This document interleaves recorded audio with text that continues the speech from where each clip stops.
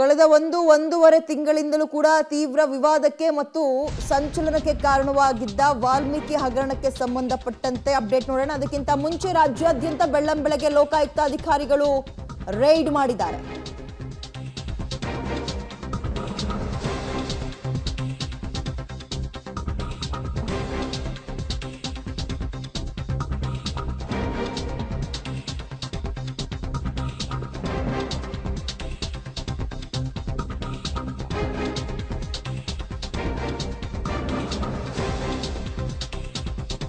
Okay, ಈ ವಾಲ್ಮೀಕಿ ನಿಗಮದ ಹಗರಣದ ಬಗ್ಗೆ ನೋಡೋಣ. ಅದಕ್ಕಿಂತ ಮುಂಚೆ ಬೆಳ್ಳಂಬೆಳಗ್ಗೆ ಲೋಕಾಯುಕ್ತ ಅಧಿಕಾರಿಗಳು ಹಲವು ಕಡೆ ರೈಡ್ ಮಾಡಿ ಅಧಿಕಾರಿಗಳಿಗೆ ಶಾಕ್ ಕೊಟ್ಟಿದ್ದಾರೆ. ಮೈಸೂರು, ಕೋಲಾರ ಸೇರಿದಂತೆ ಹಾಸನದಲ್ಲೂ ಕೂಡ ಅಧಿಕಾರಿಗಳು ಬೆಳ್ಳಂಬೆಳಗ್ಗೆ ಚಳಿ ಬಿಡಿಸಿದ್ದಾರೆ. ಕೆಲ ಭ್ರಷ್ಟ ಅಧಿಕಾರಿಗಳು ಅಂತ ಆರೋಪ ಕೇಳಿಬಂದವರ ಮೇಲೆ ಒಟ್ಟು 56 ಸ್ಥಳಗಳಲ್ಲಿ 100ಕ್ಕೂ ಹೆಚ್ಚು ಅಧಿಕಾರಿಗಳ ಟೀಮ್ ರೈಡ್ ಮಾಡಿದೆ. ಬೆಂಗಳೂರು ಸೇರಿದಂತೆ 15ಕ್ಕೂ ಹೆಚ್ಚು ಕಡೆ ಲೋಕಾಯುಕ್ತ ದಾಳಿ ಮಾಡಿದ್ದು ಬೆಂಗಳೂರು, ಮಂಡ್ಯ, ಕಲಬುರಗಿ, ಚಿತ್ರದುರ್ಗ, ದಾವಣಗೆರೆ, ಬೆಳಗಾವಿ ಹಾಗೆ ಕೋಲಾರ, ಮೈಸೂರು, ಹಾಸನ ಜಿಲ್ಲೆಯಲ್ಲಿ ರೈಡ್ ಮಾಡಿದ್ದಾರೆ. ಒಟ್ಟು 15 ಕಡೆ ರೈಡ್ ಮಾಡಿದ್ದಾರೆ. ಸರ್ಕಾರಿ ಅಧಿಕಾರಿಗಳ ಮನೆ ಮೇಲೆ ಲೋಕಾಯುಕ್ತ ಅಧಿಕಾರಿಗಳು ರೈಡ್ ಮಾಡಿದ್ದು, ಇದೀಗ ಹಾಸನದಲ್ಲಿ ಗ್ರೇಡ್ 1 ಕಾರ್ಯದರ್ಶಿ ಜಗದೀಶ್ ಮನೆ ಮೇಲೆ ರೈಡ್ ಮಾಡಿದ್ದಾರೆ. ಮಂಡ್ಯ, ಮೈಸೂರಲ್ಲಿ ನಿವೃತ್ತ ಇಇ ಶಿವರಾಜ್ ಮನೆ ಮೇಲೂ ಕೂಡ ದಾಳಿಯನ್ನು ನಡೆಸಿದ್ದಾರೆ. ಬೆಂಗಳೂರಿನಲ್ಲಿ ಪಾಲಿಕೆ ಇಂಜಿನಿಯರ್ ಬಸವರಾಜ್ ಅವರ ಮನೆ ಮೇಲೆ ರೈಡ್ ಮಾಡಿದ್ದಾರೆ.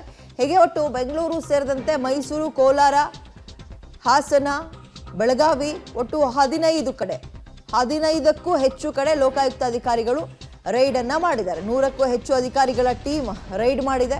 ಮಂಡ್ಯ, ಕಲಬುರಗಿ, ಚಿತ್ರದುರ್ಗ, ದಾವಣಗೆರೆ, ಬೆಳಗಾವಿ. ಆದರೆ ಇವ್ರಗಳ ಮೇಲೆ ಕೆಲವೊಂದು ಆರೋಪಗಳು ಕೇಳಿ ಬಂದಿರುತ್ತೆ. ಆರೋಪಗಳು ಕೇಳಿ ಬಂದ ಹಿನ್ನೆಲೆಯಲ್ಲಿ ಲೋಕಾಯುಕ್ತ ಅಧಿಕಾರಿಗಳು ಯಾವುದೇ ಸುಳಿವು ಕೊಡದೆ ರೈಡ್ ಮಾಡಿದ್ದಾರೆ.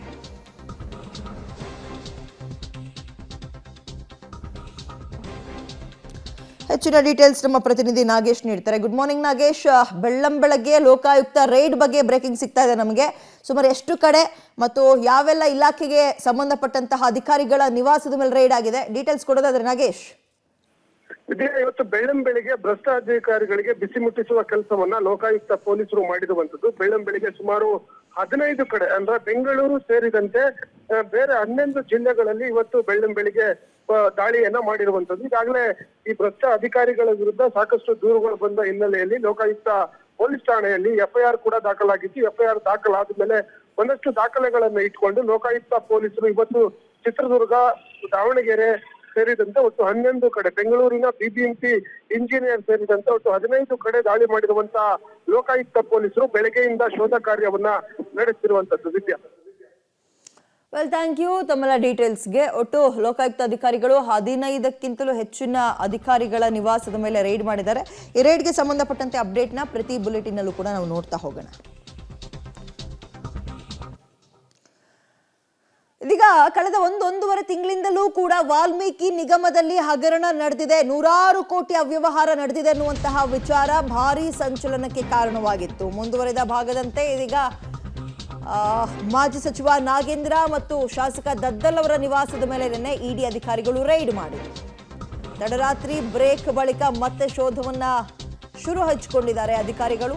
ಬೆಂಗಳೂರಿನ ಡಾಲರ್ಸ್ ಕಾಲೋನಿಯಲ್ಲಿರುವಂತಹ ನಾಗೇಂದ್ರ ಅವರ ನಿವಾಸ ಕಳೆದ 24 ಗಂಟೆಯಿಂದಲೂ ಕೂಡ ಅಧಿಕಾರಿಗಳು ಅಲ್ಲೇ ಬೀಡು ಬಿಟ್ಟಿದ್ದು, ಅಲ್ಲಿಗೆ ಈ ಬ್ರೇಕ್ಫಾಸ್ಟ್, ಲಂಚ್ ಎಲ್ಲ ತರಿಸ್ಕೊಂಡು ಮುಗಿಸಿ ಅಧಿಕಾರಿಗಳು ತಲಾಶನ್ನು ಮುಂದುವರಿಸ್ತಾ ಇದ್ದಾರೆ. 187 ಕೋಟಿ ಹಗರಣಕ್ಕೆ ಸಂಬಂಧಪಟ್ಟಂತೆ ಇವರ ಸಹಾಯಕರು ಯಾರು, ಯಾರ್ಯಾರ ಅಕೌಂಟಿಗೆ ಹೋಗಿತ್ತು, ಹೇಗೋಯ್ತು, ಕಾರಣಗಳು ಏನು, ಯಾವತ್ತು ಹೋಯ್ತು, ಇದೆಲ್ಲದಕ್ಕೆ ಸಂಬಂಧಪಟ್ಟಂತೆ ಬಹಳ ಡೀಟೇಲ್ಡ್ ಆಗಿ ಮಾಹಿತಿನ ಕಲೆ ಹಾಕ್ತಾ ಇದ್ದಾರೆ. SIT ಕೂಡ ಒಂದು ಕಡೆ ತನಿಖೆಯನ್ನ ಮಾಡ್ತಾ ಇದೆ, ಮಗದೊಂದು ಕಡೆ ಇದು ಕೋಟ್ಯಾಂತರ ರೂಪಾಯಿ ಹಣ ಆಗಿರೋದ್ರಿಂದ ಇಡಿ ಸಹಜವಾಗಿ ನಿರೀಕ್ಷೆಯಂತೆ ಇದೀಗ ಲಗ್ಗೆ ಇಟ್ಟಿದೆ. ಈ ಒಂದು ಪ್ರಕರಣದಲ್ಲಿ ಹೆಜ್ಜೆ ಇಟ್ಟಿದೆ.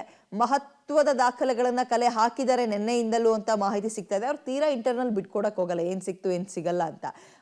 ತನಿಖೆ ಆಗಿ ಪ್ರೂವ್ ಆದ್ಮೇಲೆ ಗೊತ್ತಾಗ್ತಾ ಹೋಗುತ್ತೆ. ಸದ್ಯಕ್ಕೆ ನಿನ್ನೆ ಬೆಳಗ್ಗೆ 7 ಗಂಟೆಗೆ ಈ ನಾಗೇಂದ್ರ ಮತ್ತು ದದ್ದಲ್ ಅವರ ನಿವಾಸದಲ್ಲಿ ಒಂದು ರೈಡ್ ಮಾಡೋದ್ರ ಮುಖಾಂತರ ಮಹತ್ತರ ದಾಖಲೆಗಳನ್ನ ವಶಪಡಿಸಿಕೊಂಡಿದ್ದಾರೆ ಅನ್ನೋ ಮಾಹಿತಿ ಇದೆ. ಆ ಮಹತ್ತರ ದಾಖಲೆಗಳು ಇದೇ 187 ಕೋಟಿಗೆ ಸಂಬಂಧಪಟ್ಟಿದ್ದ. ಇದು ಬಹಳ ಇಂಟ್ರೆಸ್ಟಿಂಗ್.